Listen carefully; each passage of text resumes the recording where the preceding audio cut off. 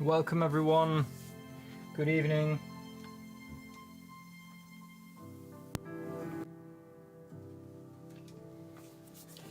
Good to see that a lot of you are already here. Makes me happy to see you all. Hopefully sound is good and everything else as well.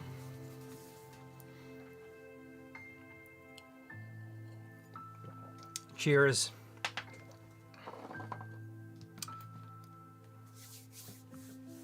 So today I actually want to start where we left off last live stream.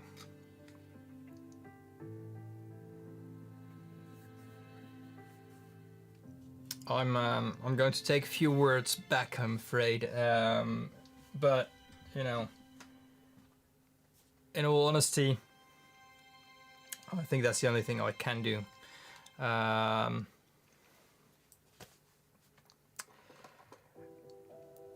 Since last live stream, not last week, that was 2 weeks ago, last live stream, I think a lot of you shared that with me, were quite skeptical about an Indian yellow that that I came across. I have it. I'm going to share my findings, just observations. Not a scientist. I'm not a scientist at all. I'm just a enthusiastic pigment collector and paint maker who happens to have a spectrometer and a microscope that can do a reflected UV and cross polarization images. So a very enthusiastic hobbyist, so to speak.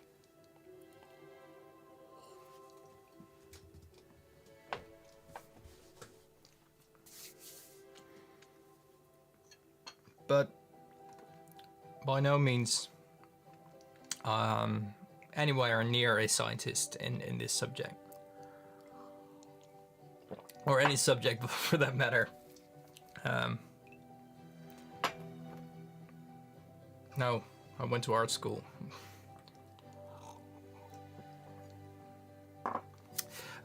So that's what I'm going to do today. But first of all, since people already started quite earlier saying hi, Gulchen, Paolo, Andrea, Fat Filbert, Ian, Sylvies, everyone, welcome. Good evening, good afternoon, good morning, good day to everyone. And yeah, let's get started. So today, maybe I'm going to share the Indian yellow, the findings.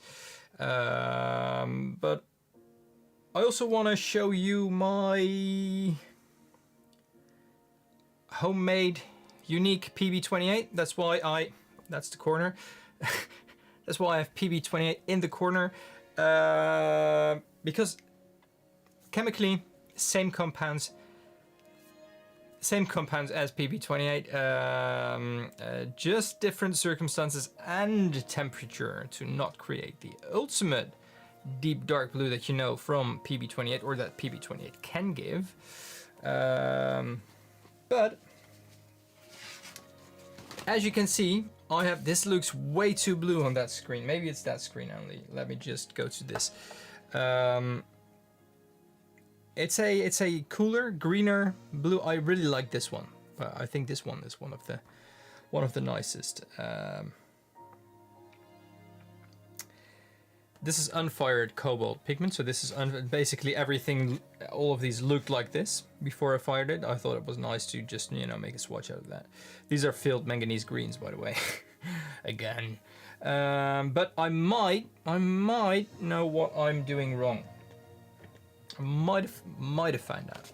I'm not quite sure yet, because today I have fired some pigments again. I changed this blue a little bit, tweaked it just a little bit. One extra addition.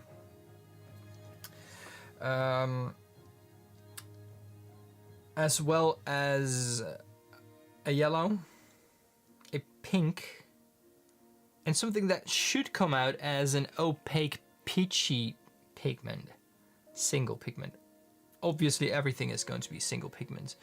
And the great thing about that, and this is what I forgot to tell during the PRI presentation, and here as well,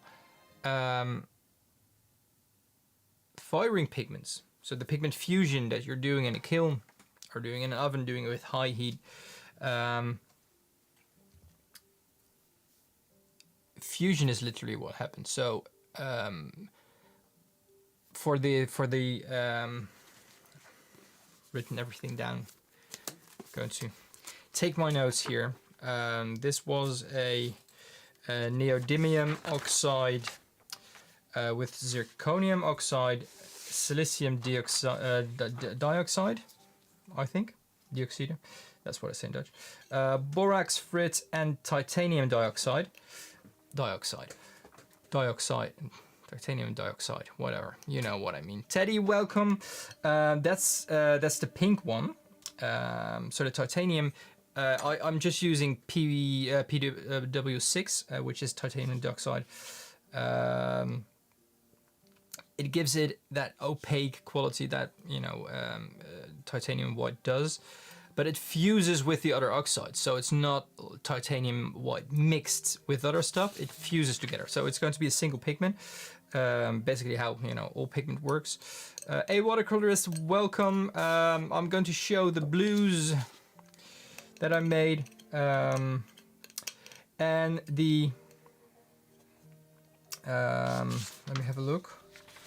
The peachy orange, hopefully peachy orange pigment that I'm going to make is 2.5 grams of, you don't need to know how many grams. Titanium dioxide, samarium oxide, borax frit, and silicium dioxide. So that should theoretically give me something yellow, pink, peachy leaning, hopefully.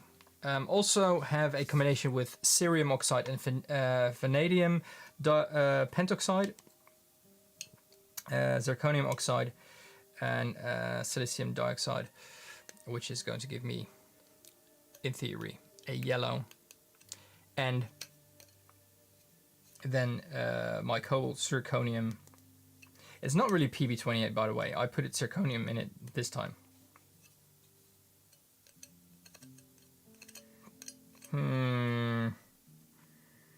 Maybe I should have changed that into something. Well, we'll see. I don't know if, hopefully, I don't know. I'm just going to call it a pastel orange. I don't know. I'll know tomorrow morning. If I have great successes tomorrow morning, it's the first thing I'm going to do is turn back on YouTube and live stream it with all of you to share. Right now, I can actually see that from a distance because I put a little camera with my...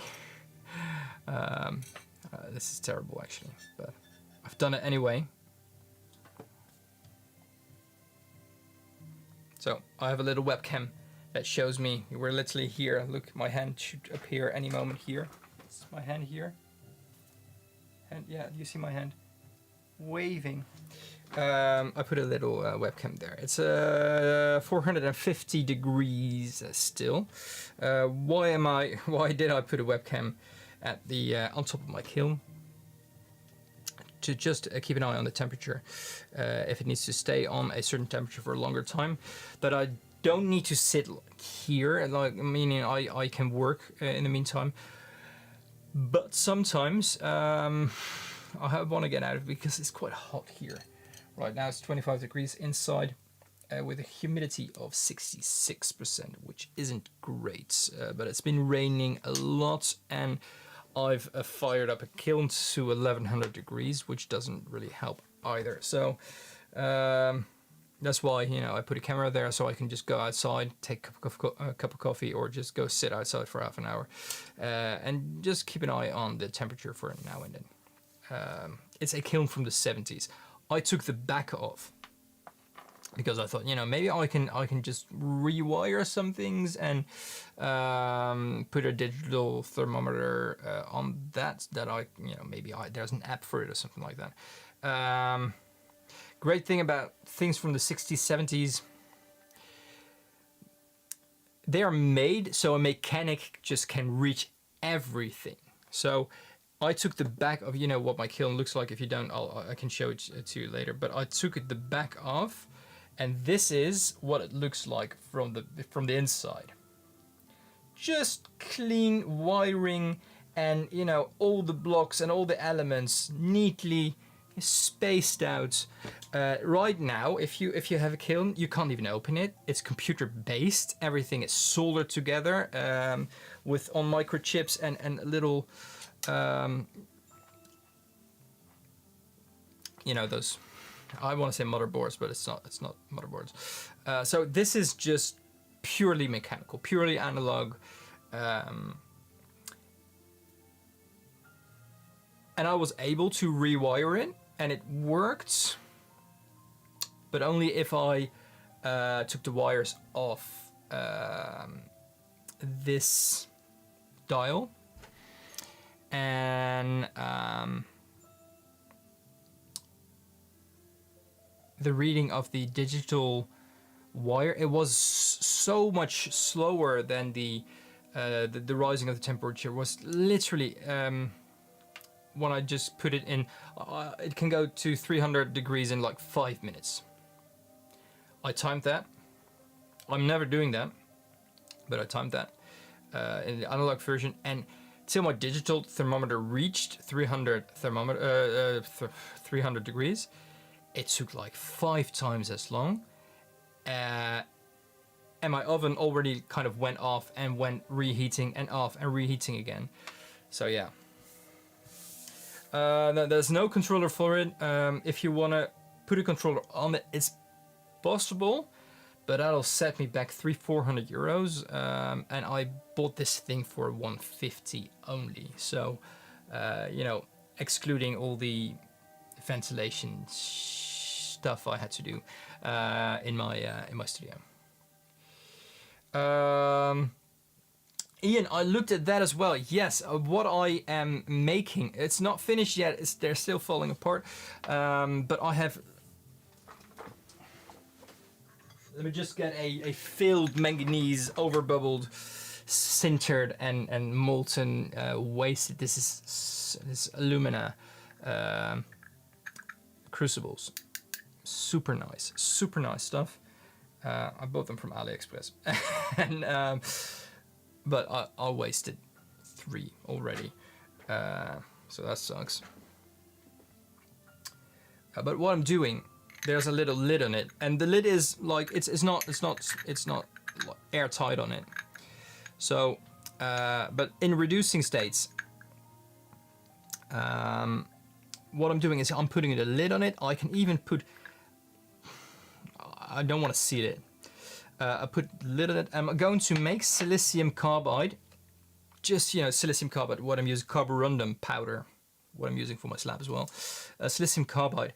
I'm going to make little pellets of that with just a little bit of gum arabic or something organic that will burn as well. Turn into carbon basically when it reaches very high temperatures. Carbon. That reduces the entire atmosphere. Silicium carbide as well. So I'm not going to use any gas or it's not even made for this, that thing. I took it apart. The vent outlet, it's not sealed at all. I'm amazed. It's like this much brick, fireproof brick and insulation wool until you reach the electronics, but it's this big with just an open tube in it, and the ventilation I don't know, the exhaust pipe basically just fits in there, but not airtight. So There's no way I can use gases there without letting the gases go out in the back as well. So I need to reduce or oxidize within a controlled environment. In this case, oxidation isn't a problem, by the way. It's oxidized enough for anything. I just take the lid off, put the ventilation on, so you have enough oxygen flow from the front to the vent to that exhaust. But this is just, you know, this kind of I don't think everyone is excited by these things. I'm quite excited to finding out all these things, how I can just work and tweak and with what I have to make things work a little bit better for me, and you know, figuring stuff out, because there's literally no manual to be found on this thing. The only manual I could find is the electronic version of this, with an electronic I want to say dial, but an electronic temperature setter and even display. That thing is ancient. This thing is even older. There was, a while back, there was someone on Reddit who informed everyone that Schmincke, who still does sell their PY153, or you can find PY153 if you're lucky. I bought a bunch. I shared on Instagram. I have enough, and I found more. I bought a bunch a while back. The big bottles. It's not cheap, but I thought, you know, that'll last me a while, and I put them all here in my stock. And I was looking for the silicium carbide I was talking about, and I thought I found some more of the big containers, so that's why I posted. You know, it's not that I don't really have room for it, because they were stored away and they didn't really bother me, but I forgot about them. But this pigment just a little goes a long way. So yeah, that's why I'm selling some of it. Schmincke does now, even at the store that I bought my supply from, who contacted Schmincke, and you know, his guy said, his Indian yellow guy said that he still had a big supply of the PY153. If they order it now, they get the new version with PY83.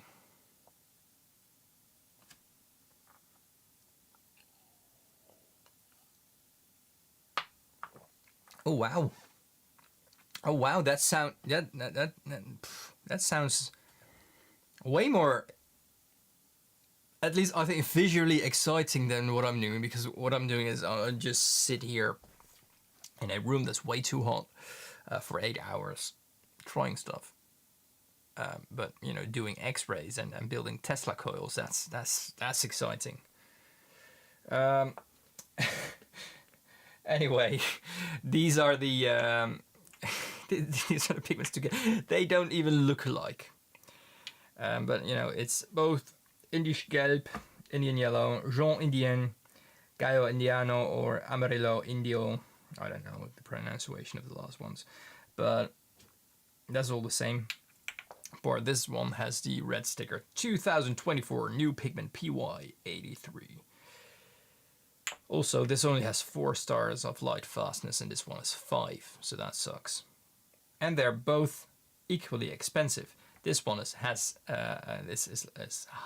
transparent, whereas this one is fully transparent, my beloved Indian Yellow.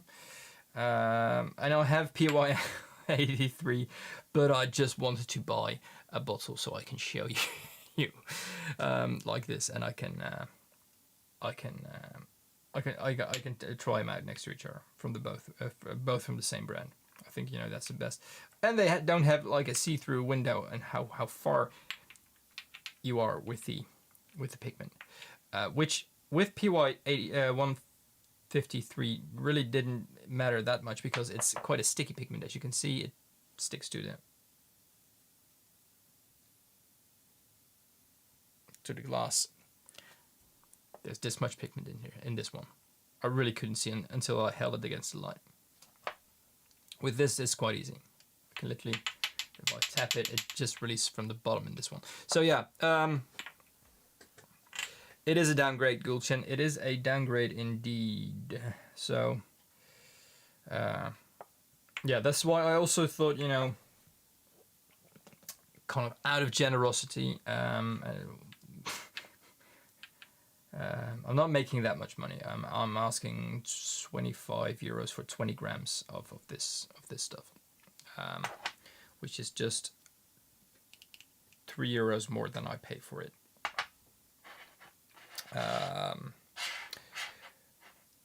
Back then, but I know that Guerra sells. I only found out later, by the way, just, you know, after I bought a bunch. I found out that Guerra sells the dispersion of it. It doesn't sell the dry pigment, and the dry pigment it's a really unique thing.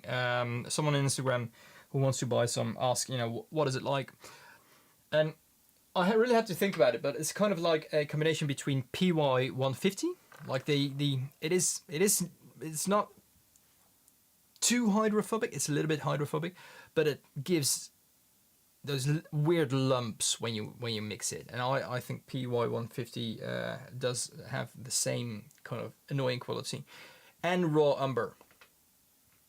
And that's maybe not the thirstiness, but the way it wants to mix. It's weird, but I like it. Are we still working? Yeah, that's still working. So, thank you, Sylvie. Or thank you, Sylvie. Ian, I did so many interesting... Wow. I didn't write... Never mind. Thank you for Ian. But I have to agree. Ian, I don't think I can top this. That ever. Like... I need 2 or 3 lifetimes for the things that Ian has done or experienced.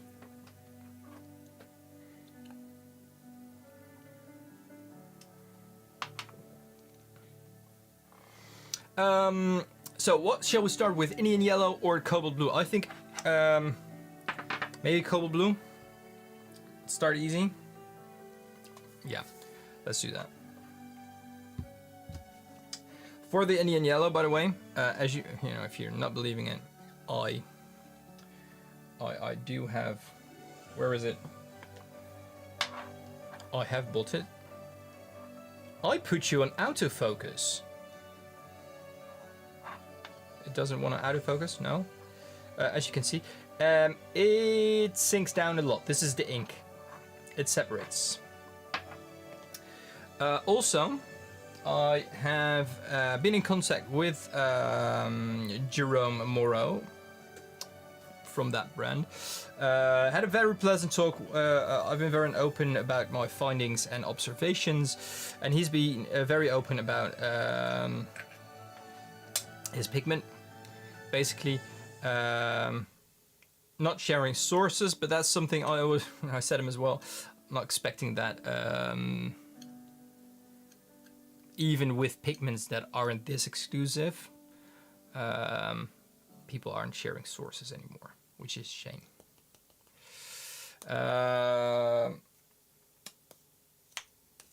It does come from India, but he says it's probably sourced from multiple farms. It's processed in India to, you know, as a pigment, and then sent to him.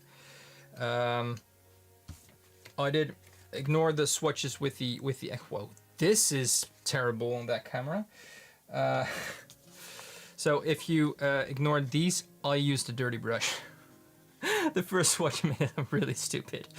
I took it from the wrong pile. So these are his paints. This is a genuine Indian yellow, which I crushed up a bit and made into paint for this test of mine, as well as a microscope slide for some other tests. So quite interesting. And I really don't have a conclusion yet. or I will never have it. I don't have the science stuff, tech, knowledge for it. I can make some conclusions under the microscope. It does do the same thing on the cross polarized light. On the UV, it does a different thing. On the spectrometer, it gets quite close to the original thing.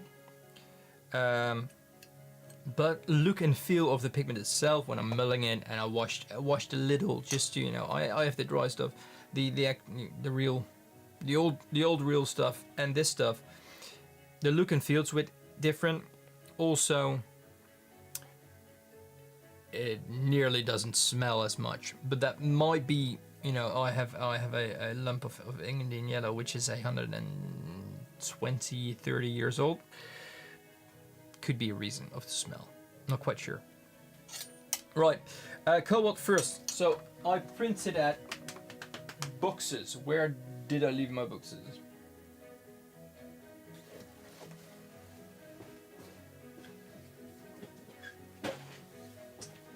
Here I left it. So what I have with these boxes, these are the amazing plastic containers that the Action sells in the Netherlands.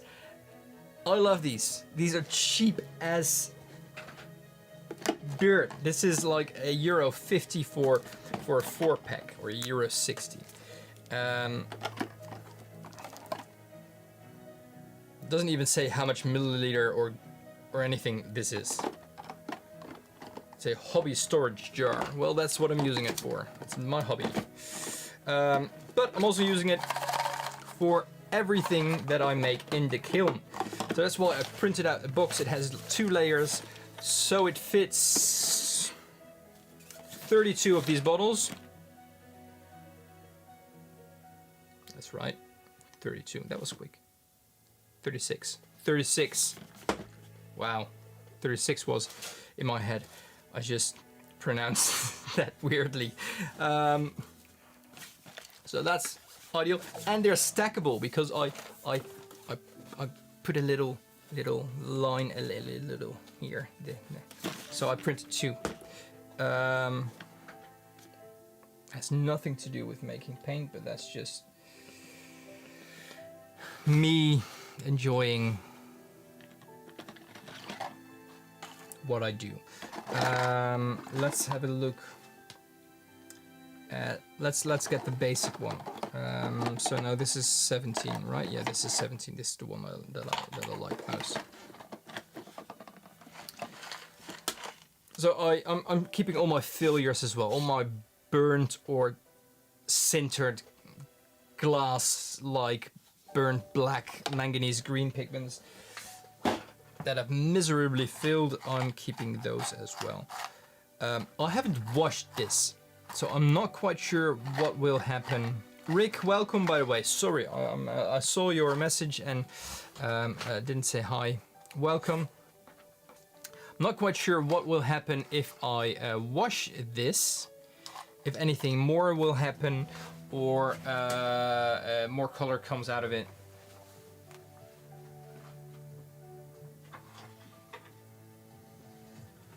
One thing is for sure, if I wash this, I'll definitely lose pigment. So, hey, this is not focusing. This is not called autofocus, right? Let me quickly.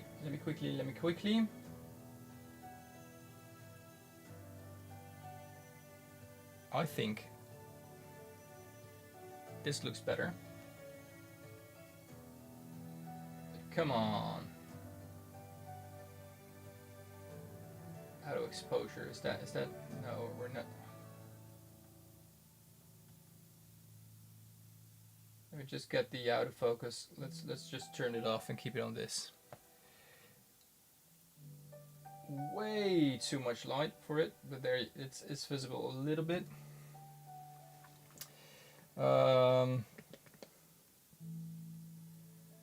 It's just too light.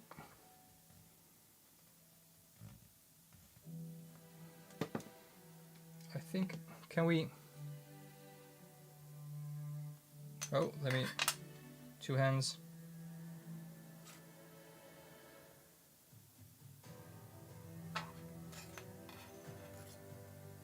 Get it in the light a little bit more. There we go. So this is the color. This, whoa, horizontal. It's good that I have a screen that I can test it myself. So this is the pigment that I'll be making into paint. Maybe just a bit of this, like I just wanna, because I do want to do tests. I think we are good with the big piece over there. If you're wondering why are these pincers this weird, these are ceramic pincers that are heat-proof and chemically neutral, so I can use them for the little containers, the crucibles as well.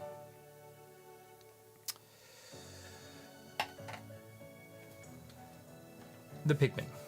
So it's not a lot of pigment here for this thing, so I'm not going to use the biggest muller. I'm going to use a medium muller. It's actually small. This actually small. Oh, I think this is a little bit too big. This would be medium, but that's too big already. It might be nice as well to make a little microscope slide while we're at it, to look at it, because I haven't done that. I just didn't really have the time for it yet. So what I want to do first, pause that. I just want to going to put the microphone down a little bit,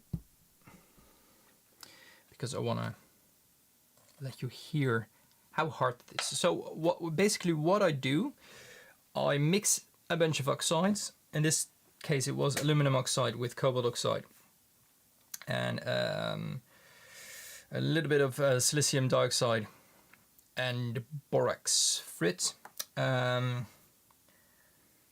a powder. I use a pestle and mortar for it, mix it very finely, sieve it through the finest one that I have. I think it's 100 mesh or something like that. Or no, it's not the finest. It's 400 mesh is the finest. But like 100 mesh, you know, that for oxides, metal oxides, that's quite fine already. I mix through that, mix it again, pestle and mortar.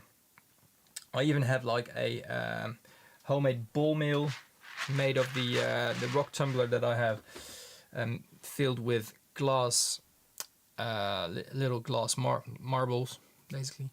To get it as fine and evenly mixed as possible, and then when I sieve that strained that, sieve that for the last time, I'll carefully funnel it into the crucible, same one as I showed here, and put that in the kiln directly. So what happens when I put that out? When I take that out, usually a smaller cake of pigment has formed. This is when a pigment like this is successful. When it's sintered like this, it bubbled over. Basically, it looks like molten metal, but it's basically just metallic glass. This is not what I want to see tomorrow. Oh, camera was stuck there for a while, but I think everything's good. So this, I can just pop this out of these alumina crucibles. This is perfect. I'm really happy if I have 4 crucibles that look like this. Even if they're grey, it's fine. I can just pop it out, clean them, nothing to worry about. If they're sintered too much, if they turn too much into glass, too much into a liquid in there, that's solidified, no, I'm not going to be happy. But this is what I'm after.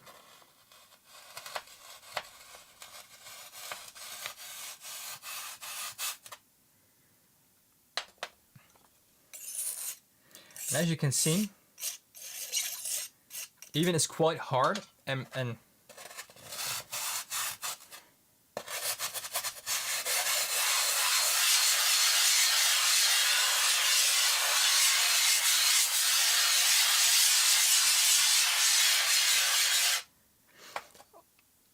oh, that's, I usually wear my kind of those loop earplugs for this, which just takes that annoying edge off that I'm sharing with you right now as well. Sorry for those of you who who are wearing headphones. Ah, that's just too much. Okay.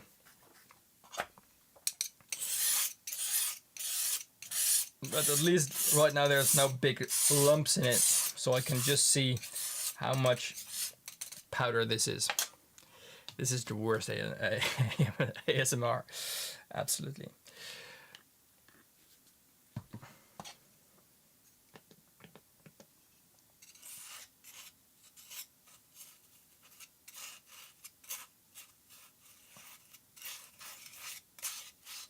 I know I'm making cobalt pigment, and I know I'm not wearing a mask. But this is nearly fine enough.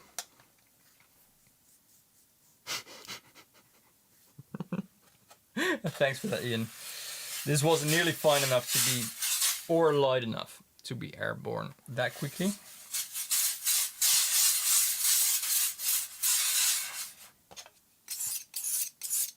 Still some harder pieces on the side.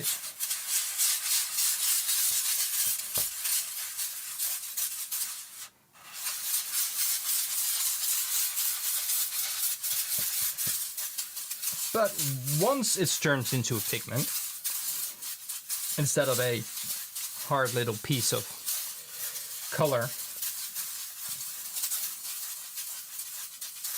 it's actually quite pleasant to work with.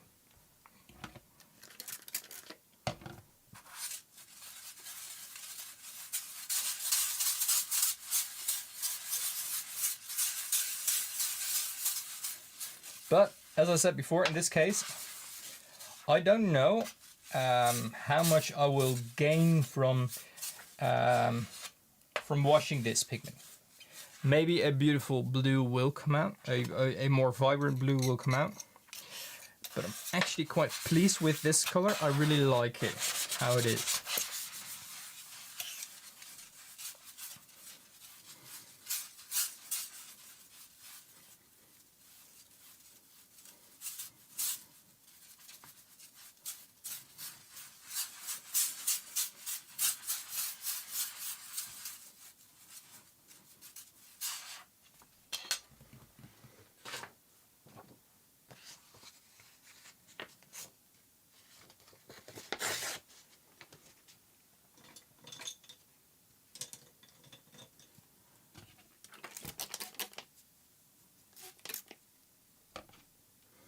Just test if this brush is clean. Yeah, this is clean. I'm not making that mistake again.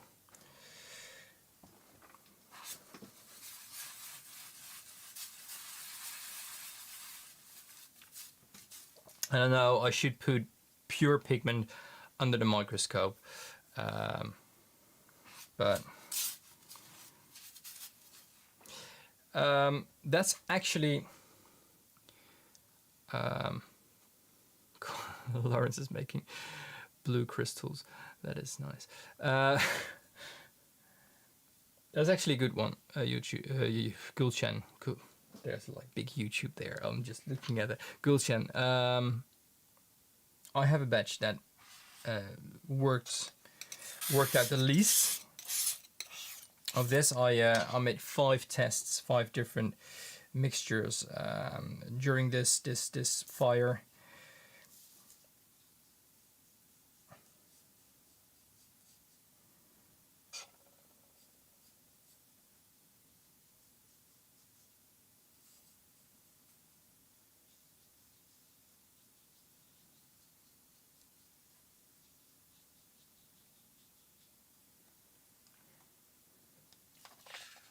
And, you know, for a new single pigment cobalt zirconium blue, I really like this. Most of the basics are the same of what already exists. So chemically, it's nothing new. But this is where different versions of the same chemical compositions come from. Different temperatures, different oxidation states, maybe even.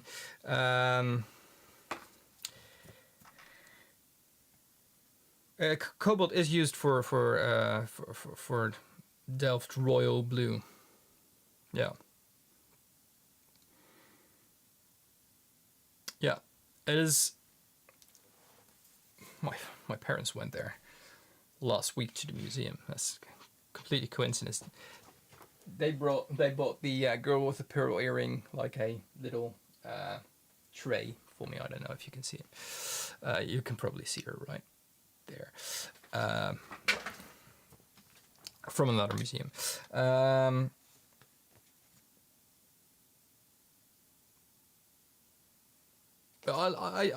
really like this. This is already like granulating, as you can see.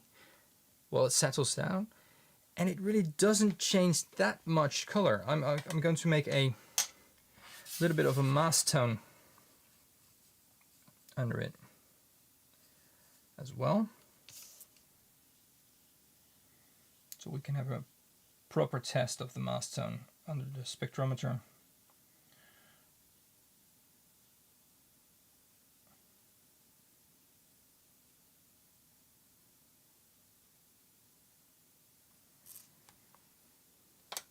And maybe a wet in wets would be nice as well. Next to the mask tone? Yeah. Why not?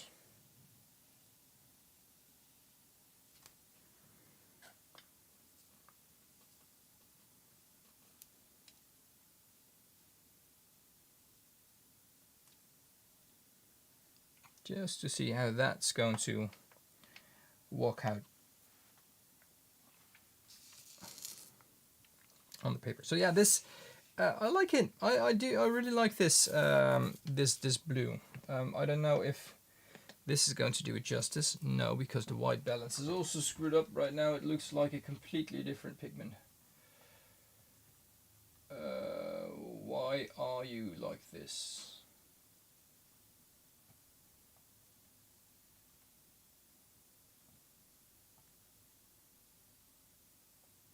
I'm not even getting close here. I'm not getting close. I really need to check that out. This is actually quite close. So for what you're seeing right now here, or I can just do this because this is basically the same kind of camera. So yeah, awesome.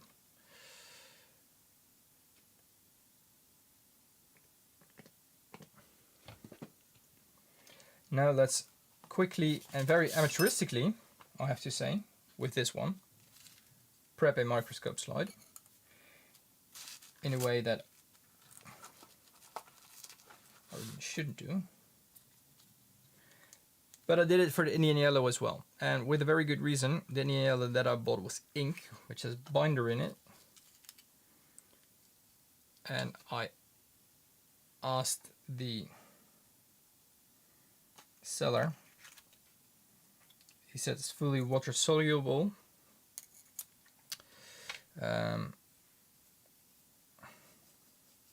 so I made my Indian yellow test also with my watercolor binder, because they both would have a water-based binder, which would make it a more fair comparison.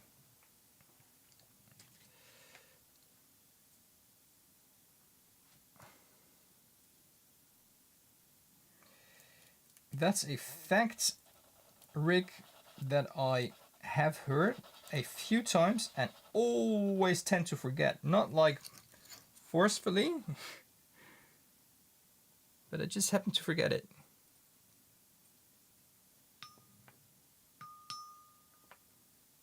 What do you mean with when I start selling PO49 as a pigment? I won't make it as a pigment. That's one of the more chemically difficult pigments to synthesize. Not saying it's impossible. For me, with the things that I have, it's absolutely not possible. Not even close. But there's people who make it. I won't be one of them. I'm sorry to disappoint. Now I wanna, PL49 is a pigment that people appreciate it and miss it because of that, and because it's like a very famous example of it, of a pigment that was discontinued. I want to be able to make a new pigment that people would miss if it got discontinued. Right, that's my aim.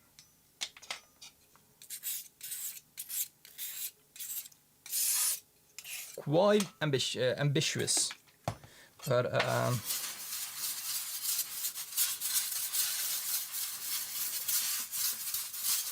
now, like what was the pigment called? I know the pigment number, PR236 from Kusakabe. Fuchsia, no, it's not fuchsia. Coral? Please help me. Usually Gulchen is very good at these things. Help me, anyone.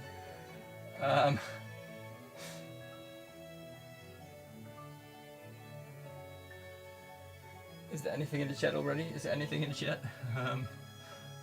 Or will I be quicker? Chrome tin orchid. Chrome tin orchid, really? What a name for a pigment.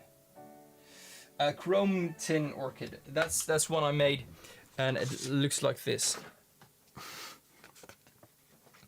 As well as PBK 23. Need to do it like this because that's a PBK 23 was another one of those single pigments that really I never heard about,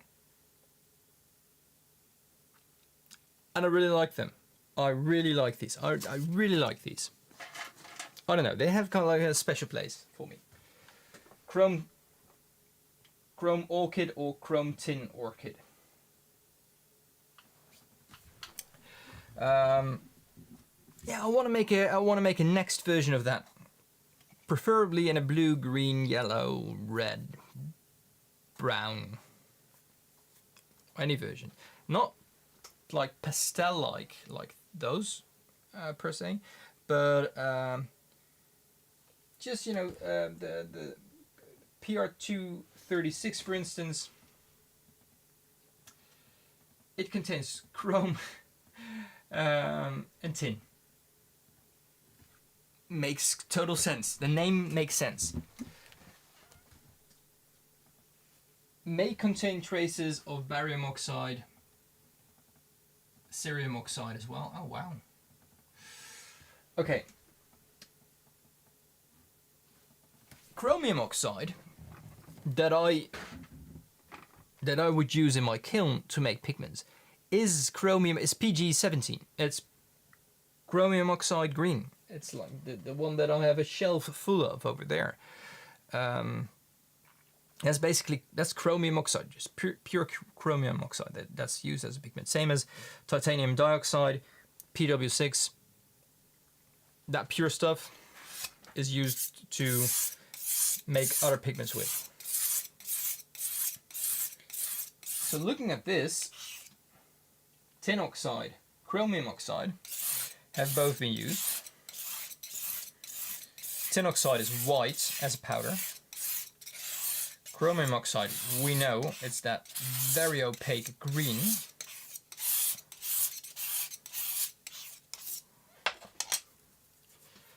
Giefel, welcome. That's okay, you're not late. Well, you are. 54 minutes. But who's counting? No. You can always rewatch it. You haven't missed that much.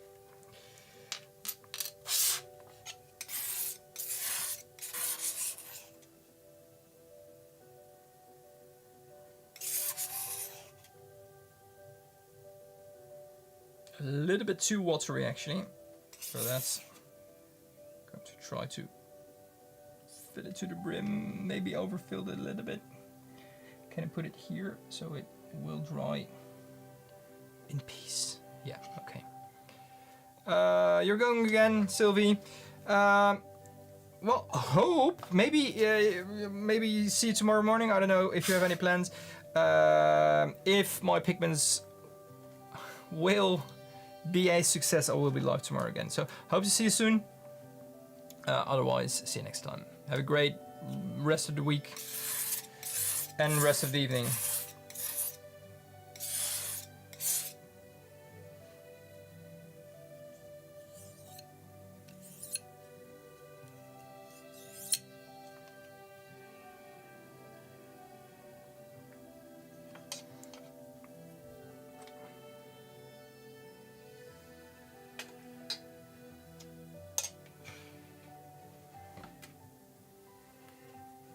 So yeah, this was fun. Now let's look at it under the microscope.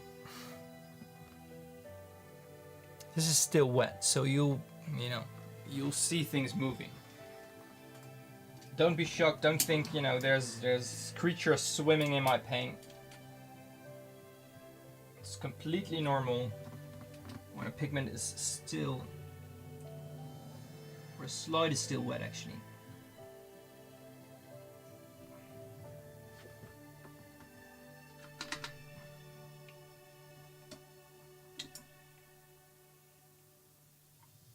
That is a lot of blue crystals. I'll show you in a minute.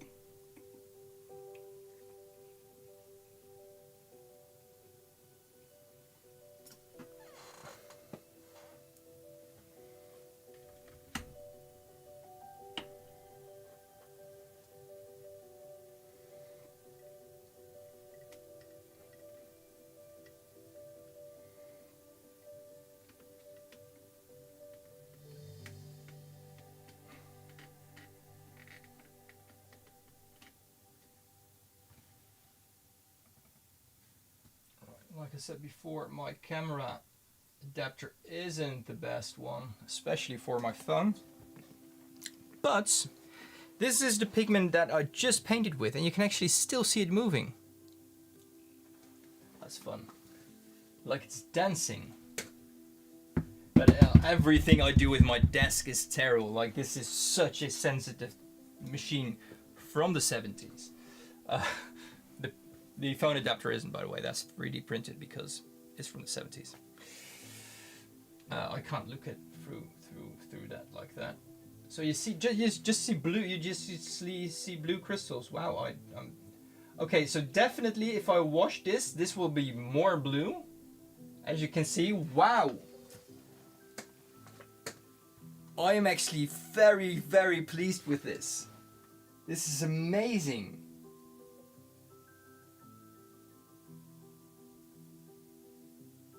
This is so fun to watch.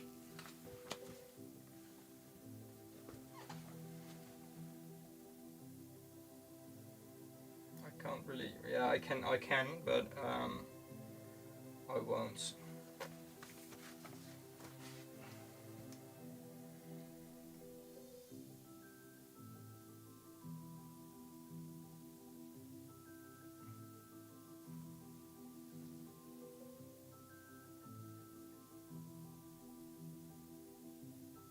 That's better. So let's have a look what this does when I by the way, let's just I can get this up. Does this change a lot? Let's refocus a little bit. No, this really doesn't change a lot.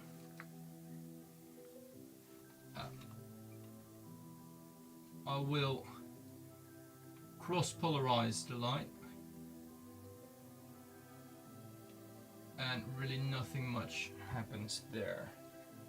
Let me have a look if I just change the light a little bit. Now with cross polarization, there's not a lot of things happening here. Also, well, there's a shiny one. Wow, it's like I found a diamond.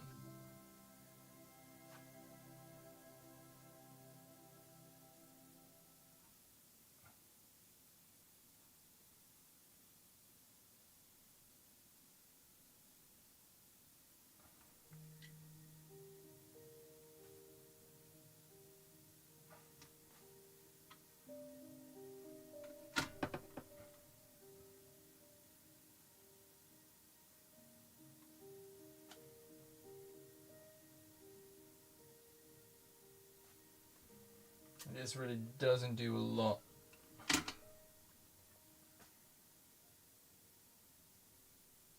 You see those? I'm just focusing on everything that moves right now. You see those moving blue specks right now? That is pure blue.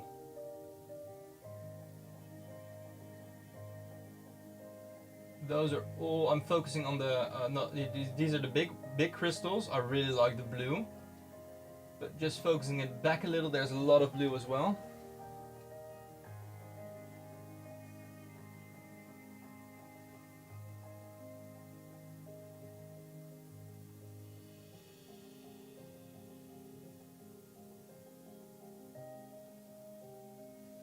The focusing is really annoying with how sensitive everything is. But I'm super pleased with this. Yeah, Rick, like I said, I haven't washed this. This literally was a piece that came out of my kiln in the crucible like this, and I crushed it into the paint that looks like this right now.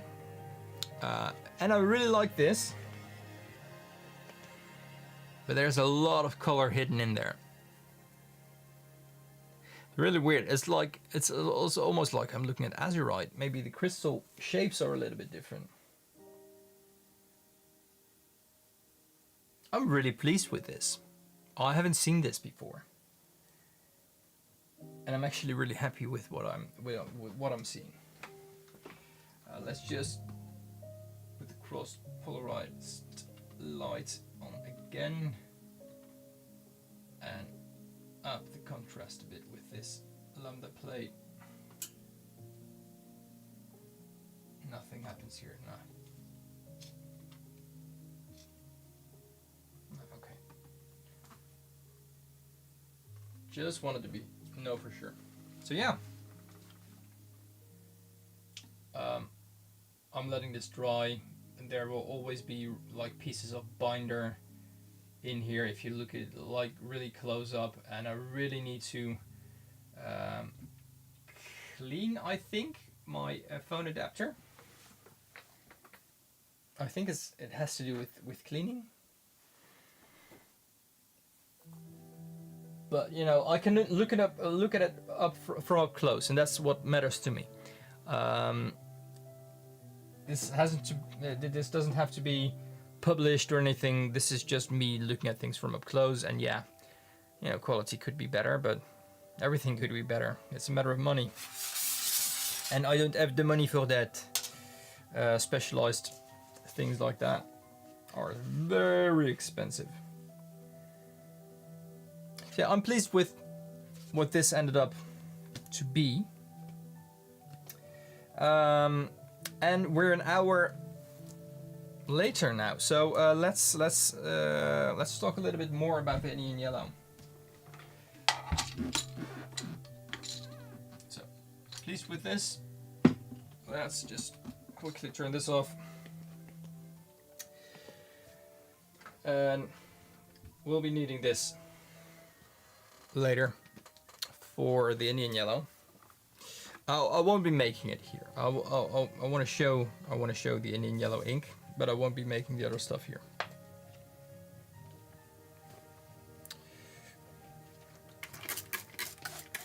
So what I'm just going to be doing is I'm going to share my findings.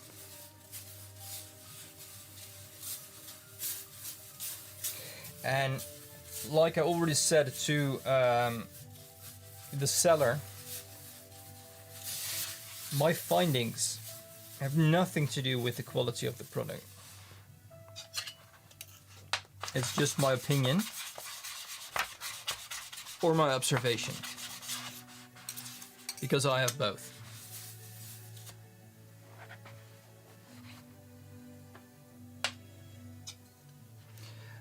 But also, seller, he said he was a fan of my work and content, so that was fun. And I even think I don't want to lie, so I'm just going to check. I'm just going to check.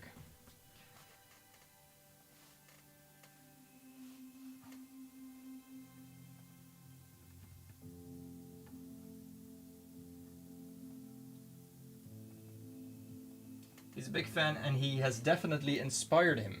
So that's, and now he has genuine Indian yellow, and I don't. In his shop, but that's kind of him, and that's that's the things that light up my day, because basically that's what I do it for. He's definitely a better salesperson than I am. His website looks clean. We talked about the marketing last week, and if he can back it up with a real product, there's nothing wrong with it. But I was very critical at the questions. We need the proof. We need the measurements, pictures. I don't know more. Where does this come from? And at this moment,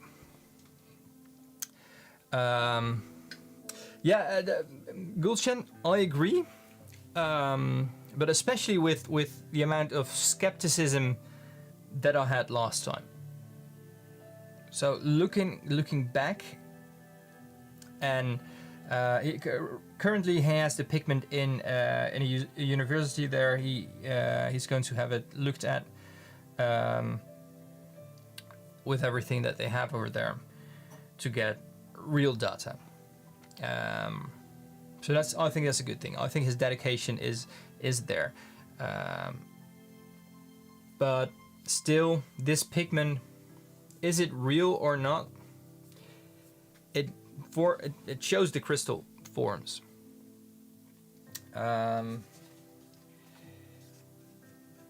He gets it from India with the seller that he has good experiences with from the past.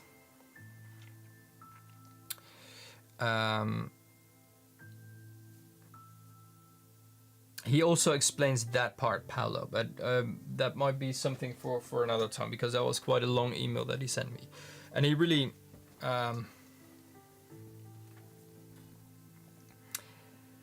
he takes it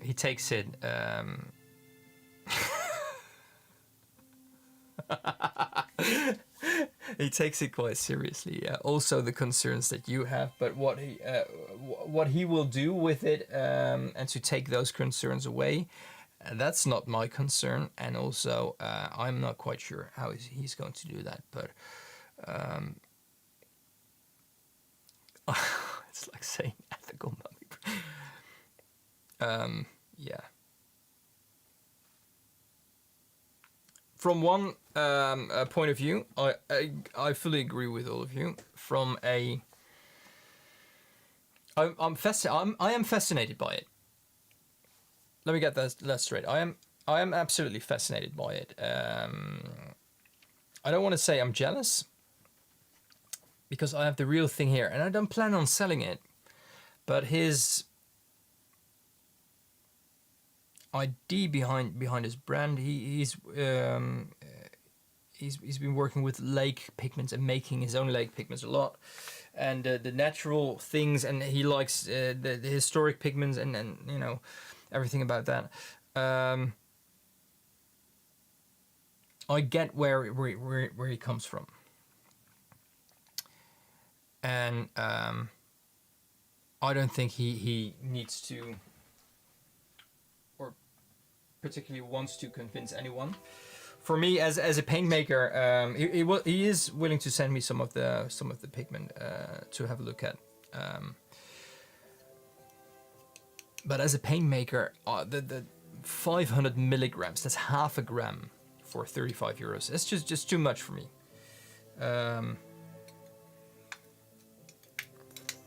For something like that. And there's a difference still for me. There's a difference with not really knowing the source of new genuine Indian yellow, or not knowing the actual source of Indian yellow that is 120, 130 years old. There is a big difference for me. Because one is freshly produced with the knowledge that we have right now. Although he does have an argument about saying whether it hurts the cows or not, because mango leaves are quite nutritious. Only too much of them not so much. And force feeding a cow is quite difficult. So he has some questions about that. He asks some question about that himself, and he has some ideas about that. But nothing definitive, like, you know, we don't have an answer. We don't have anything. So I have to agree with all of you, and still that kind of the fact of the fascination is still there for me. It could also be. It separates a lot, by the way. It's like this layer here is pigment, so it does separate a lot. Critical note, which I also shared with him. Like with anything, I don't want to toot my own horn, but I'm very transparent and open about everything.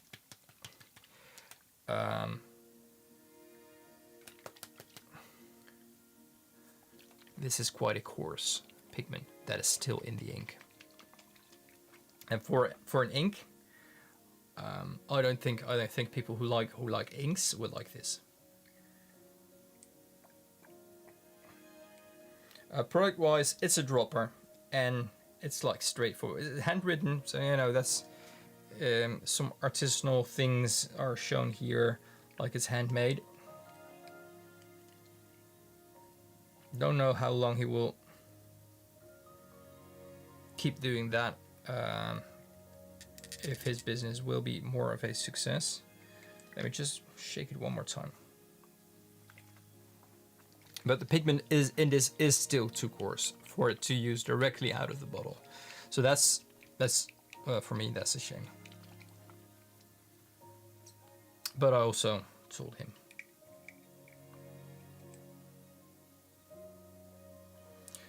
Color-wise, it's a warm yellow.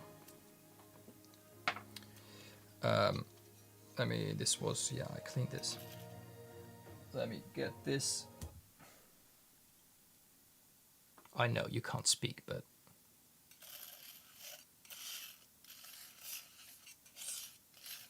that's quite coarse for an ink. Also,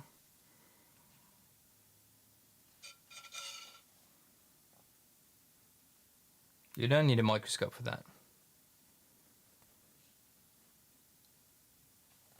Right, so this is a point of critique that that I shared with him.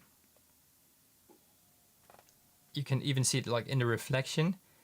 It's not like a smooth puddle of ink there. There's bumps in it because of the pigment particles that are still that large. You can see them separating in this pool even more here. So no, probably a pen nib wouldn't like this, and I would never put this in an airbrush either. So that's, but I don't know how many people do that with inks, acrylic inks. I know, but this was my point of critique. Also, when I did this, when I unpacked it, by the way, this is just something I wanna like. I'm going to share my entire experience with this. When I unpacked it, if this is a single pigment, I couldn't place what kind of pigment this is. It's not NCP, that's opaque. This is too kind of greenish for that. It's no iron oxide. It's not. It's this is nothing like an opaque pigment that I know of that looks like this in liquid form. But you can just see this separating, which is a shame. So I'm going to talk a little bit more about that. Let me just get that out of the way. So I did some tests, right? I felt it, I smelt it.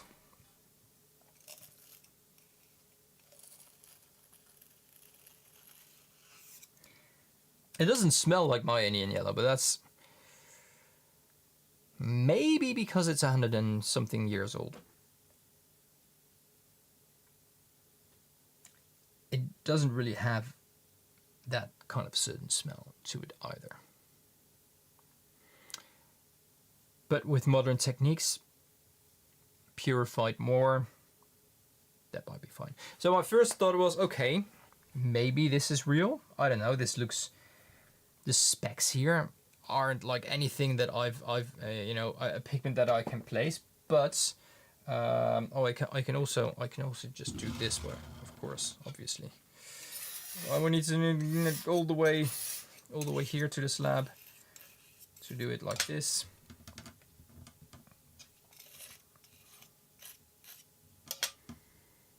It does have a smell, but you can see the pigment part. This is just on my slab. This is not even like in a microscope slide. This is on my slab.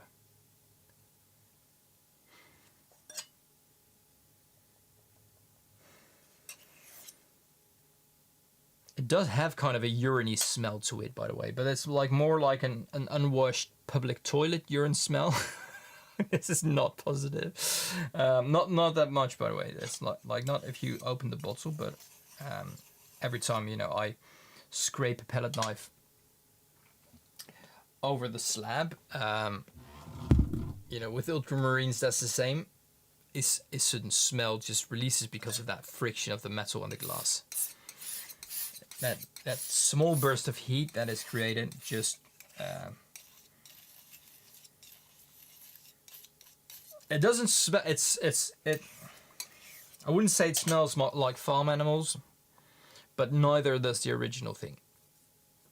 It has like a musky, old stench to it. I'm smelling it even more right now. So this doesn't say anything to me. Someone could have laked a yellow azo pigment or anything like that to capture it in something that is that looks like calcium or looks like other pieces. Make it more opaque. You know, you can tweak it. So like I said, very skeptical at the beginning. Couldn't really place the color and what this looked like there. Sinks down to the bottom, and then this is very opaque, that like literally doesn't let any light through.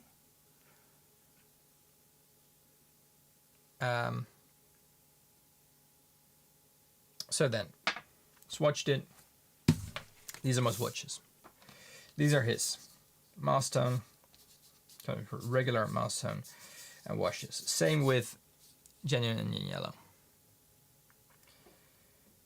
The Indian yellow that I have is quite contaminated. It isn't a clean version throughout, unfortunately. So I can't make the purest yellow out of it. But I'm asking around to maybe get a purified bits of Indian yellow pigment.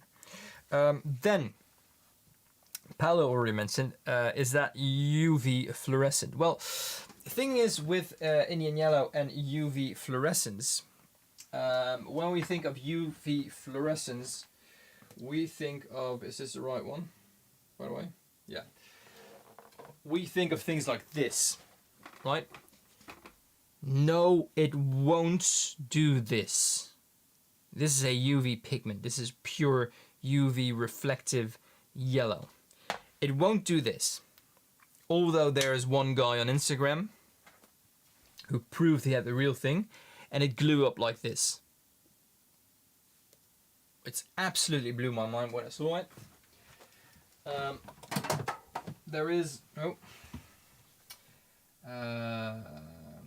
let me have a look. Indian yellow UV lights. Yeah, you find his video as first. Wow, that's ridiculous when I'm looking at it like that. But when we are looking at it like this,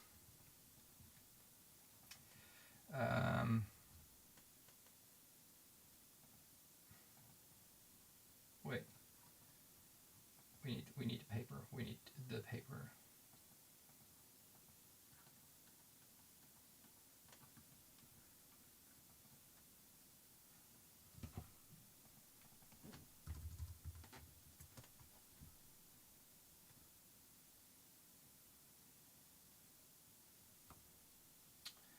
I'm just looking up one thing that I actually... Oh yeah, here it is.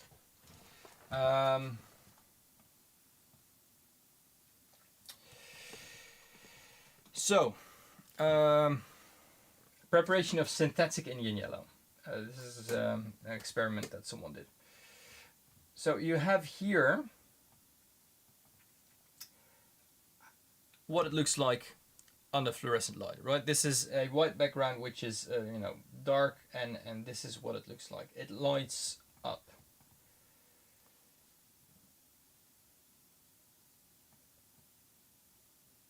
I'm reading this.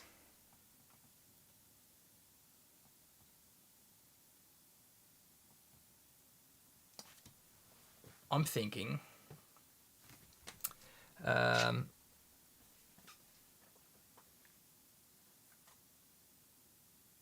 yeah, in its Raman spectrum, yes, but that's nothing that we can see with our own eyes, right? So to react on that, it is UV reflective, and this is what I've done. So looking at it like this, right, there is, I'm going to see if I can, there we go. Looking at it like this, it absolutely behaves in a different way than, so this is, I'm going to do it with one hand, the light and the, so this is the genuine one, and this is the one from Morrow Archival. So you can see difference. This is there's no doubt about this, that this is a difference, and that is, oh my god, oh my god, oh my god.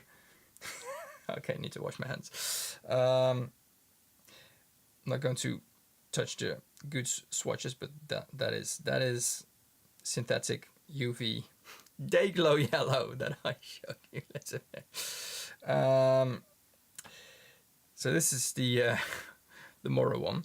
This one is yellow. This one is yellow and warm yellow, even sunny yellow. This is just sunny, bright, sunny yellow. This is mustard-y. Right? I don't know if it comes over well enough, but that's mustard-y.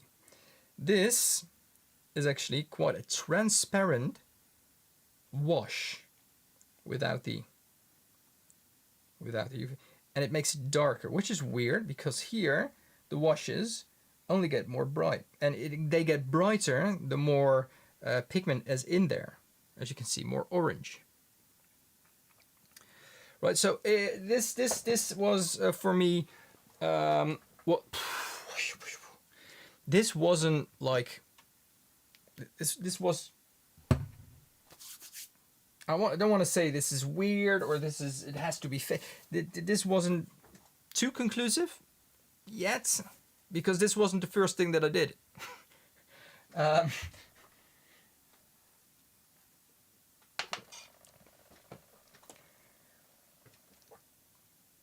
Looking at it from up close, like that for me is kind of the I thought was the definitive way of saying this is Indian yellow or not. So I'm using my phone a lot today. Let me have a look if I can. Where's that piece of software? Why is this not?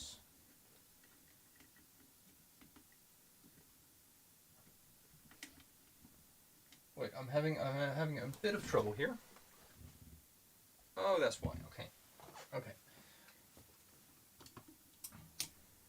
So first, I'm going to look at genuine Indian yellow. I know my camera is not there yet.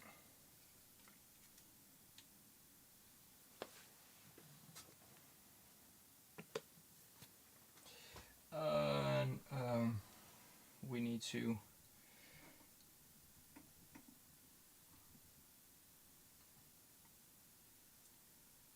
focus first. This one was done with binder as well, so there's bubbles in it. But this is clearly Indian yellow. Like there's no doubt about this. Only it's very hard for me to focus with the adapter since there's the bit of pressure that I have to give on the microscope itself. This is clearly Indian yellow. This is like the Indian yellowest Indian yellow that you see. If you read about this needle-like crystal structure, there is nothing you can just, you can't deny that this is needle-like, the things that you see. So yeah, my Indian yellow is real. Yes, I'm very happy with that. I tested that because I had some, I already told this, I had some Indian yellow by Cornelissen and Sons. Just a tiny shard that was shipped to me to confirm that mine was real with the tests that I can do myself. So, but for me that's enough because everything ticked the boxes. That's real. Cross-polarized light, like the real test, if they actually show that their birefringence. Let me get the best look on this for the phone adapter. I think with the light compensation of the camera and everything, this is the best that I can get right now. This is Indian yellow. Period.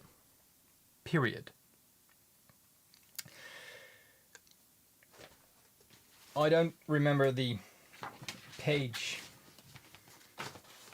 of the Pigment Compendium anymore, Paolo. I'll quickly look it up. I thought it was 77, right?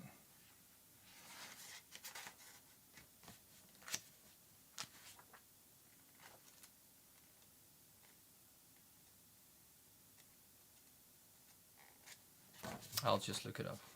Sorry. 755.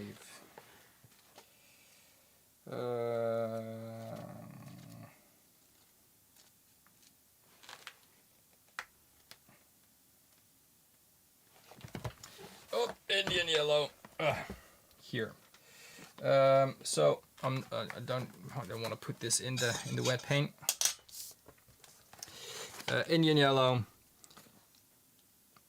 That green yellow like, and these. That's absolutely it. So I know, like, there's nothing scientific about anything that I do, especially with the phone adapter that I have and all the optics and everything.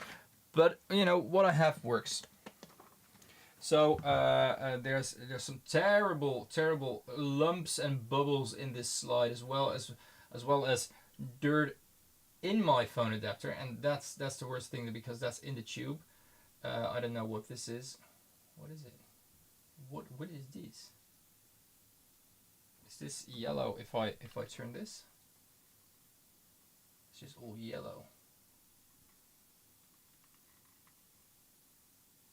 Huh, looks like a ghost. Just looking for some big yellow lumps.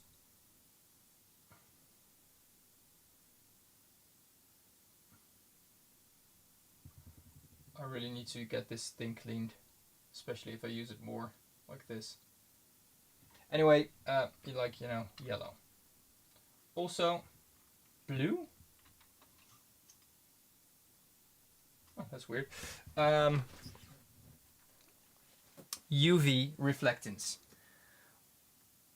I tinkered with my microscope a little bit, and it's now able to show UV as well on top of it.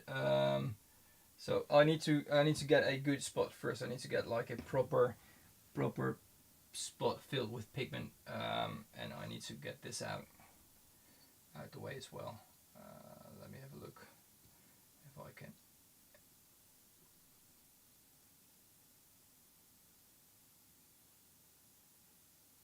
These are all, no, these are strands. Ignore the smudges on this, by the way, because I haven't cleaned all the parts yet of this also. I don't think. Is this? We can make it a little bit less, right? We can make it a little bit darker.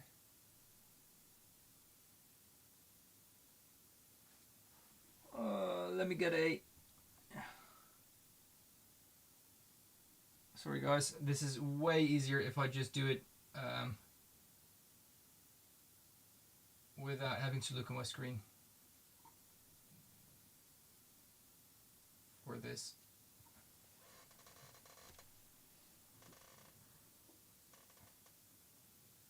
I think. Let me have a look. Let me have a quick look. Yeah. So that. Yeah. Okay. My camera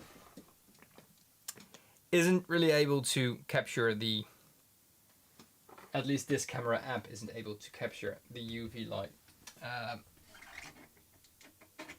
which is reflected.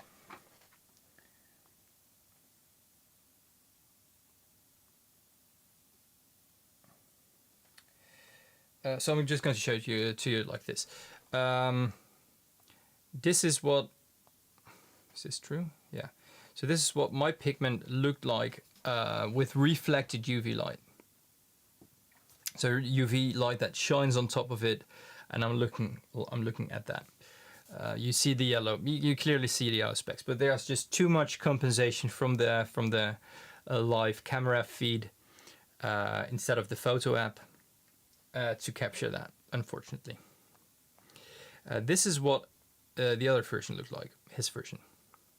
So there's a clear difference. This isn't. These are grayish, yellow grayish particles, whereas these are clearly yellow, fluorescent yellow particles. So that was kind of 1-1 for me. Like, okay, it doesn't do UV reflectance, but it does show the bifringens, which I still need to show you, by the way. Colors. But there's a but. And something I made very clear to him as well, and I want to make that very clear to you. Again, I am by no means a scientist or anyone who claims to be someone like that or someone with that knowledge.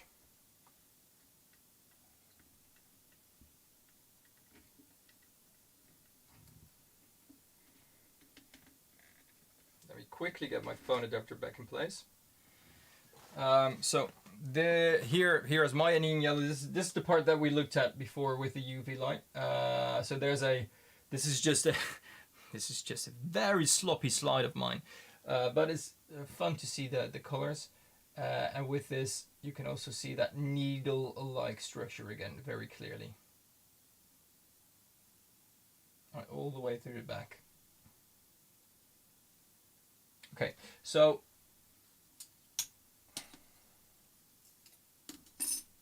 oh, I need to clean this.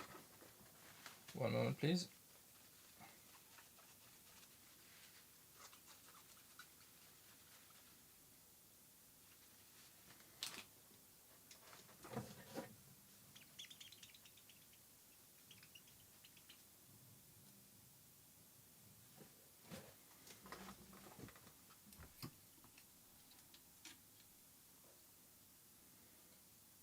So this is his pigment.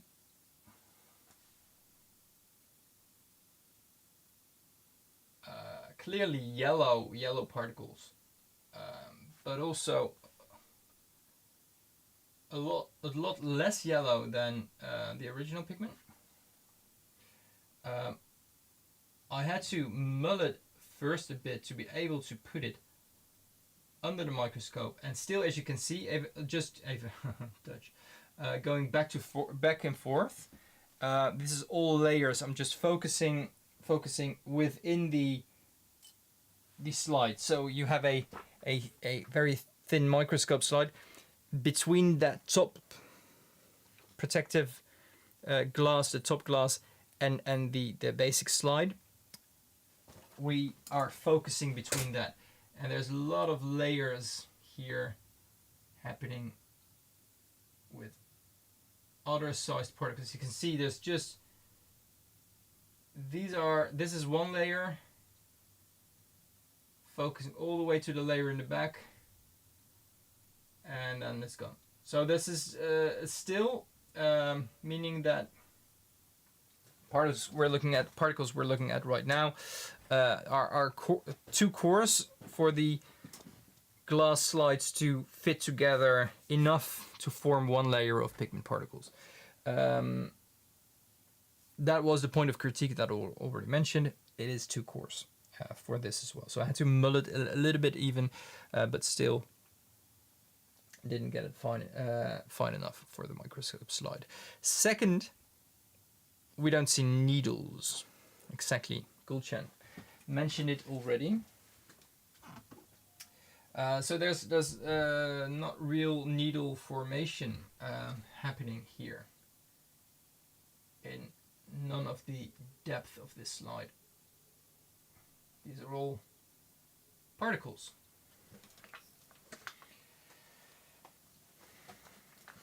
But I wasn't finished there.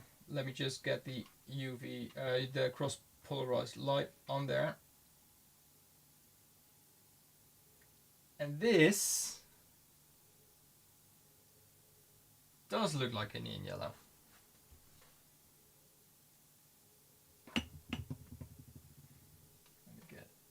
Let me get this here in the middle, and then focusing all the way from this side. Oh, sorry about that. This side to that side. So this does look like an in yellow. Not like same shape, but its birefringence reaction is similar to that of a true in yellow. But that's 2 against 1, because this, you know, this what we see right now here, say, okay, this could be Indian yellow, but then we don't have the needles. And UV light. Let me just see if I know it won't be possible, but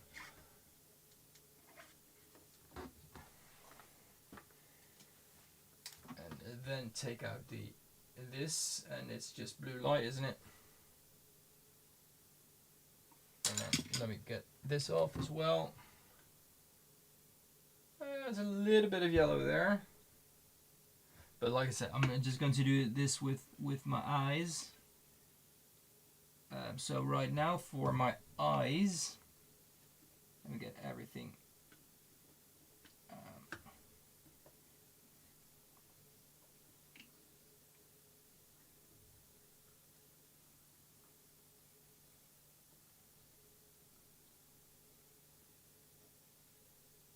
So right now this here is quite clear for me that it's I see a little yellow in the middle. You see that discoloration, but it's not even close to what I saw with the other one. With the other one I really saw like a shiny outer line. With this one I just see a I don't know, like I showed in the images, it's more like a colored gray, but then again it's also really hard to see since you're looking on reflected UV light. So yeah, the fact that it has crystals that show the birefringence the same way as Indian yellow does. I'm not talking about the sure, Paolo. I'm not talking about the shape.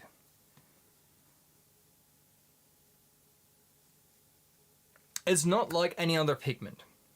It's not like this is just a yellow thrown together with something else. I know that's not true. So what I am going to do, I'm going to do a little bit more research, but that'll take a while, a pretty while, for me to finish. And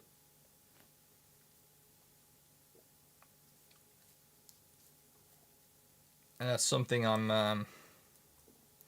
going to make my onion in yellow. Just said it. I'm not going to share how yet, but I'm just going to see if I can, like basically the paper that I just showed. See if I can do something like that, a synthesized version of it, and see if that looks the same as this. Maybe that's what they do in India. Maybe they give claims to the seller. Right? It smells weird. It won't involve cows, by the way, right? Like I said, synthetic. It won't involve cows. Don't worry. It smells weird. It doesn't smell it smells organic.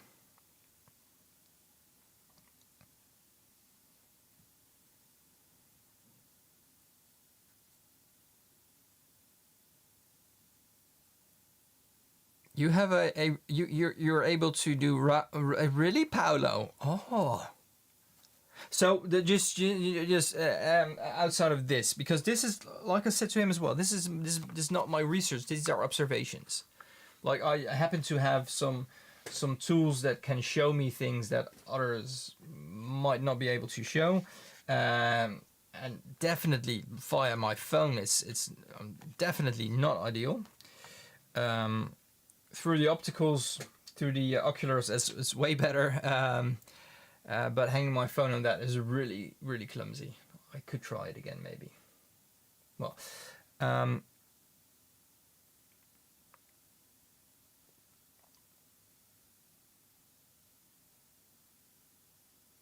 that's awesome. Oh, that's nice.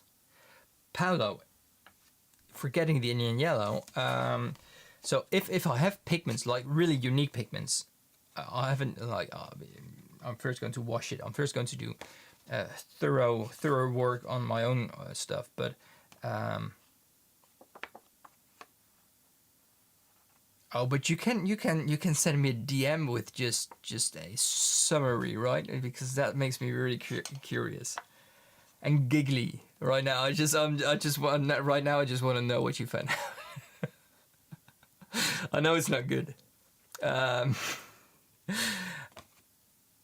But if I perfected it, a pigment, maybe if I remade manganese green again, if that works, I would actually very much like to send you some for that if you could, because that would be really awesome. That would be just off the charts awesome. So yeah, there's that. Yeah, so these were my findings here, and obviously, within the visible spectrum, we have my spectrometer. I'm saying it within the visible spectrum because basically that's all I can show you. Ad hoc, yes, and we're going to do not that, but this. Hello. This is a genuine Indian yellow. This reflectance. Does that agree with whatever we see here? Is this anything here? No, there's no real. There's nothing that we see here. No. Okay. So let me get back to this. So this is genuine Indian yellow, which, going up from, let's say, going up from 450, 510 in the middle, and Let's see if we can find if this is a better spot. Maybe let's see if we what this spot does. Under otherwise, I'm going to use this as a. No, that's okay. That's the same. So this is Moro's version. And I did not swatch it equally, I have to say, because it was that coarse. So I'm just going to do a few measurements to see how close we can get in different spots. Right. Okay. So this is a pass. This is a pass for my spectrometer. This is a visual pass. Visibly, this is close enough. You can see the differences here. Visibly, this would be close enough for a print. This is a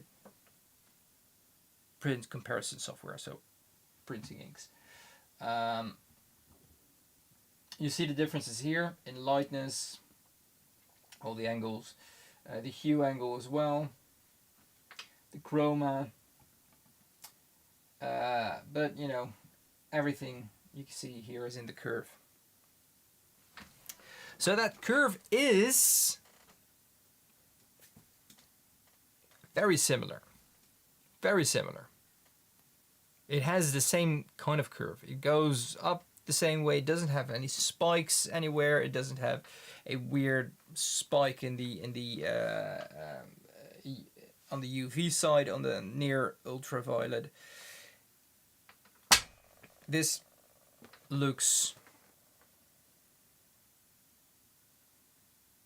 quite close.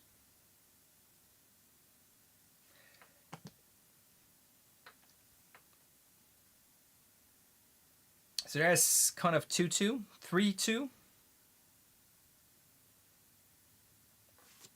It does show the bifringes. It does show this, you know, basically, I trust the spectrum. This is the same curve, just, you know, a slightly higher. That's just my swatch, probably. So that's that. It's not UV reflective. It doesn't have the same shape of crystals, and it's definitely not the same color on paper as well.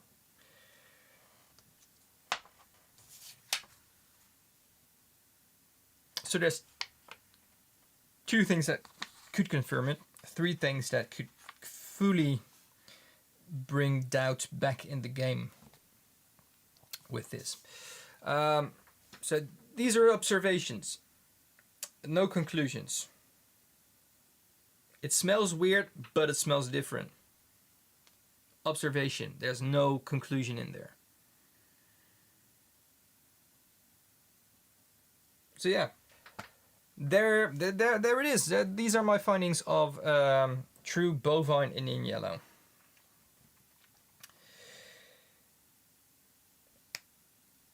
In all honesty, I agree with the doubts and the skepticism that you have had and have, but I am very open-minded in this. Apart from the ethical point of view, I do believe that Jerome Moreau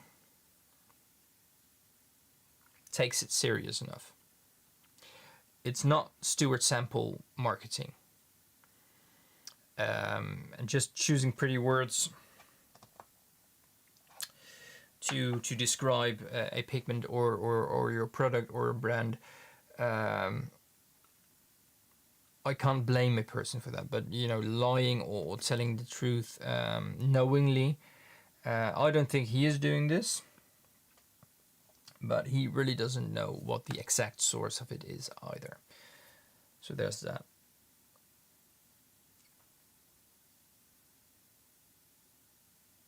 Sample does know. He's full of it. So yeah, these are these. These are these. I'm going to quickly check my kiln, because if it's under the 400 degrees, I can slightly open it and have a peek. Shall I have a peek? I'm just going to have a peek. If you hear me screaming, they are all grey. And right now it's 326 degrees. So I can have a look. I can just have a tiny peek inside. Oh, need to take the lock off.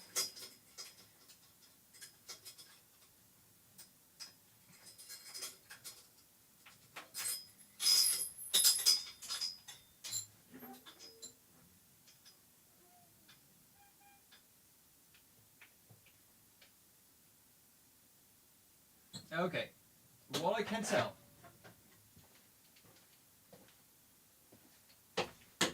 What I can tell from what I just saw is absolutely weird. Wait, what? I took a picture when I put them in.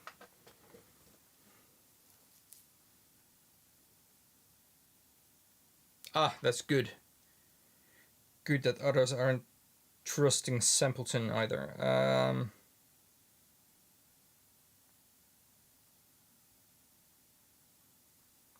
Wait, what?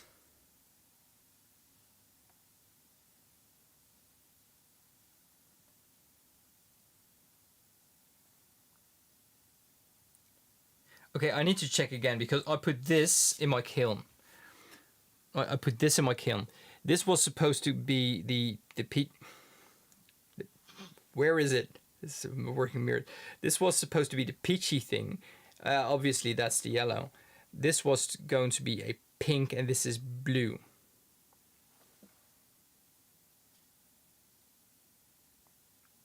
You want to see it live with me? I really don't. I don't know if I want to. I don't know if I want to share it live. I don't dare to do that. But they failed. At least.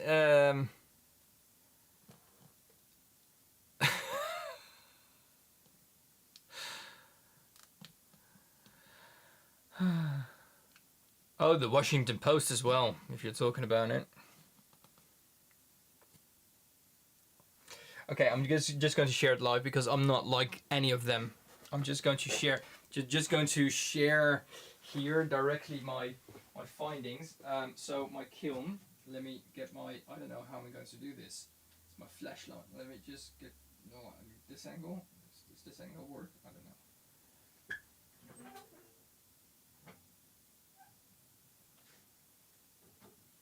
Oh God, this doesn't work. Yellow in the front, grey, and then bright blue in the back. Oh, so okay, so we have. That was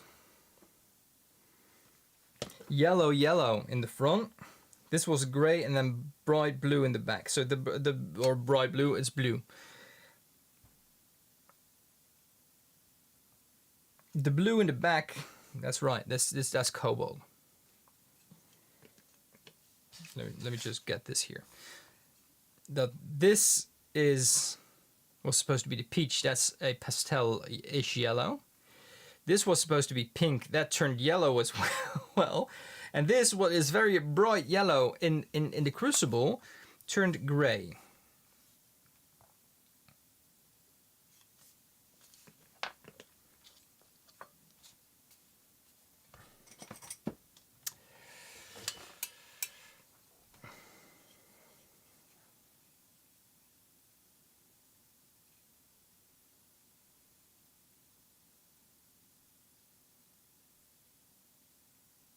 So maybe this was just too much heat. One thing though, I'm very happy nothing boiled over. But that, yeah, I didn't really see that happening. Okay, so I'm slowly letting it cool down. It's 300 degrees right now. Yeah.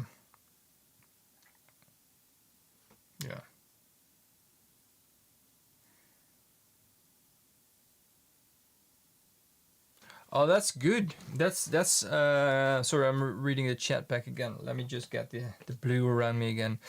This is good. I wanna. Can you share the video in the group chat?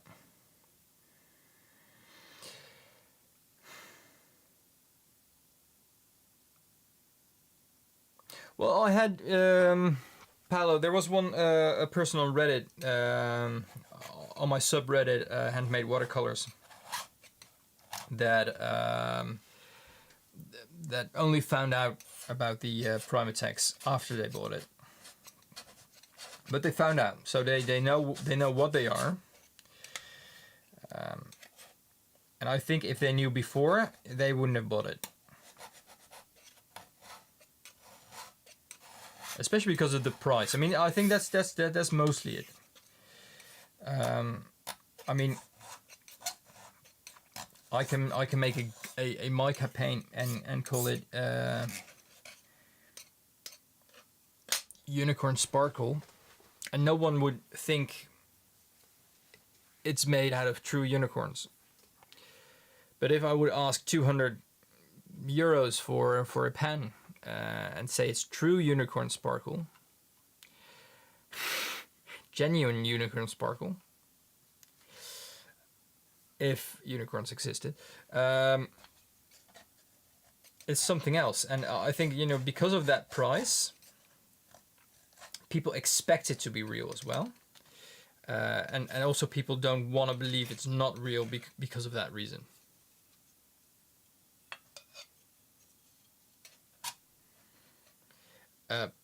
The amount of, it's the same thing with that disinformation girl on TikTok, Instagram, YouTube, everywhere, with the shorts about toxic paints and all that stuff. The one of the London purple.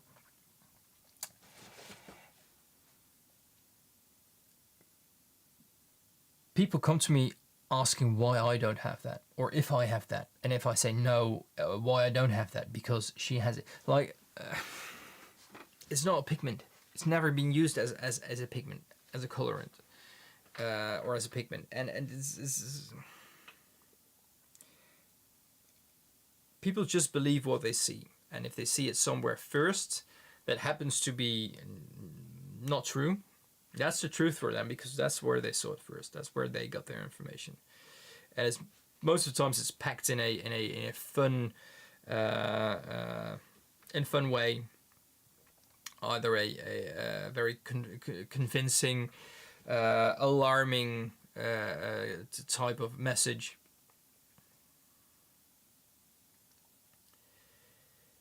Yeah, yeah.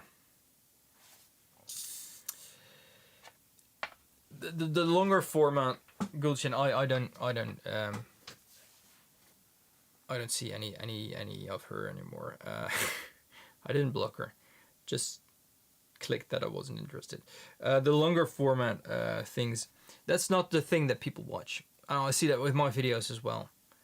I have like 47 million views right now with my Potter's Pink video, and 47 million, which blows my mind, of a 6-second video gave me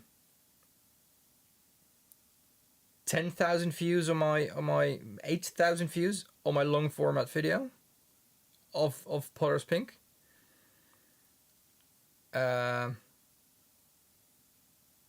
long? How late does your meeting start or end, Paolo? Then I know if I should be awake, yeah, soon or not, early. Oh yeah, absolutely. TikTok is. I deleted TikTok. It was just, I noticed too much, like the deadhead scrolling, and it's just yeah, terrible.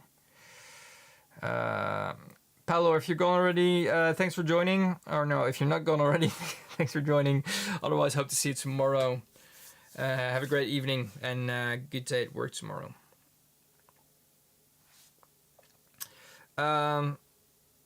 Yeah, the misinformation, just that hook. You know, every video you watch about how to make a video, and I really should learn a thing or two still, or 20 about that. But that hook, that first 3 seconds on how to grab your audience and keep people watching, that's what makes the misinformation shorts like that so toxic. Not literally toxic in the pigments, but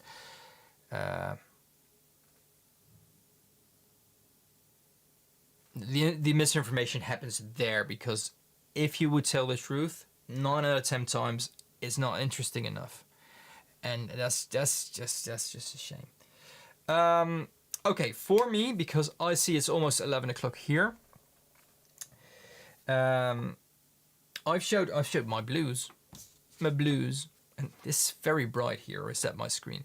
I've showed Indian yellow and my observations.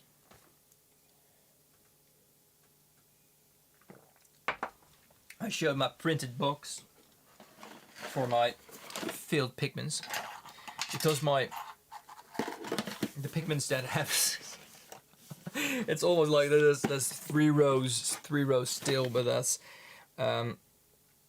still 60. It is 32 right now. It is 32, not 36. It is 32. I was right. There's 16 filled jars with pieces of fully solidified or sintered manganese.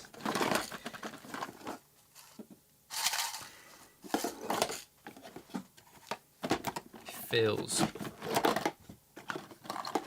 That is smart of you, Gulchen. So yeah, I value my fills. That way, I will enjoy my successes even more, I think. I hope. It gets quite hard, to be honest. That's why I wanted to try something different, some things different today in today's fire, to see if I could get that blue a little bit brighter, and if I could get 3 different colors out of it: a pink, yellow, and a peach. Which is basically, if I would throw the pink and the yellow together, you could get a peach. But it's completely different compositions, and I thought, let's mix things up and see if that. Sorry, I've been doing this way too often, but this is satisfying. Anyway, ADHD. My meds are working out.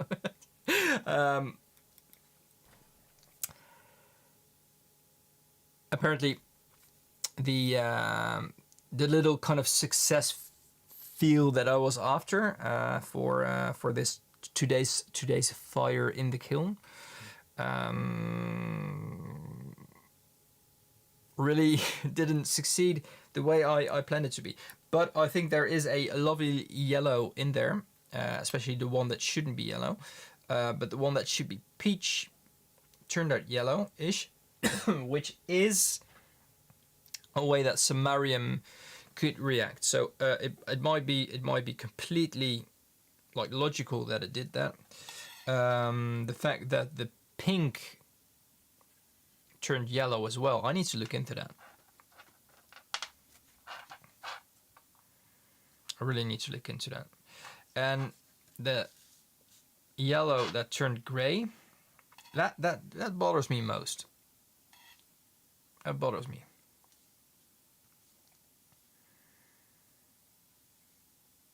Maybe the temperature was too high. I don't know. Thank you. Gulchen, I think that is a great end of the evening. If it's a nice color, it's a nice color, except when they're Primatech. Anyway, guys, hope to see you very soon. Hope to see you maybe tomorrow morning. If I'm very pleased with what I see when I open it, because I just shined a very bright spotlight in my kiln, and maybe I just saw things that weren't there. I definitely didn't see a pink. I saw a gray. But maybe there's a little bit of pink in there. I'm going to look at it under the microscope anyway to see if any pink crystals have formed. If they had, that means that I overcooked it. That's just burned, and there's some traces left. If there aren't, there's something went wrong. So if it's a nice color, it's a nice color. That's a great end when it comes to my brand and the things that I do. Thanks everyone, Fat Filbert, Ian Gulchen, Teddy, anyone who is still around here. Paolo's already gone. And then there's a lot of people just peeping. I don't know what you're doing. You should join the chat next time. Thanks everyone. I hope to see you again soon. For those of you who can make it tomorrow morning, I'm probably going to go live. I'm going to share it anyway. I want to share it with you. Hope to see you then. If I don't see you, I don't see you. But you might see me if you watch the restream. Sentience for you also. Thanks for joining everyone. Have a great night, great rest of the day. And hopefully see you tomorrow morning or in about 10 hours. Bye guys.